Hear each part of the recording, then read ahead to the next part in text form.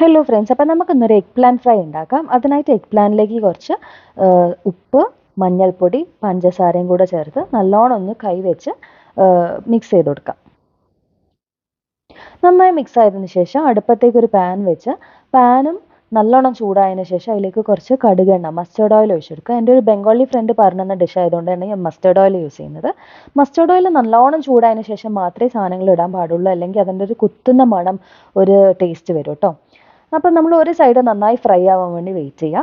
ഒരു side fry ആയി തോന്നുമ്പോൾ നമ്മൾ അടുത്ത സൈഡിലേക്ക് തിരിച്ചിട്ട് കൊടുക്കുക. ഇപ്പം നിങ്ങൾ വിചാരിക്കും ഇതിൽ എണ്ണയൊന്നും ഇല്ലല്ലോ എന്ന്, പക്ഷേ എണ്ണ ഇതിൻ്റെ അകത്ത് തന്നെ ഇറങ്ങി വരും കേട്ടോ, ഈ എഗ് പ്ലാന്റിൻ്റെ അകത്ത് തന്നെ. അപ്പോൾ കൂടുതൽ ഒഴിച്ചു കൊടുക്കേണ്ട ആവശ്യമൊന്നുമില്ല. അപ്പം നമുക്ക് എത്ര ഫ്രൈ ആവണോ അത്രയും നേരം വെച്ച് ഫ്രൈ ആക്കുക. എനിക്ക് കുറച്ചൊരു കരിഞ്ഞൊരു രൂപത്തിലാണ് ഇഷ്ടം, അതുകൊണ്ട് ഞാൻ കുറച്ച് അധികം നേരം വെച്ച് കുറച്ചൊരു ബ്ലാക്കിഷ് ആക്കി എടുത്തു. അപ്പോൾ ഇത്രയേ ഉള്ളൂ. വെറും ഉപ്പും മഞ്ഞൾപ്പൊടിയും പഞ്ചസാരയും വെച്ച് നമ്മളൊരു അടിപൊളി എഗ് പ്ലാന്റ് ഫ്രൈ റെഡി.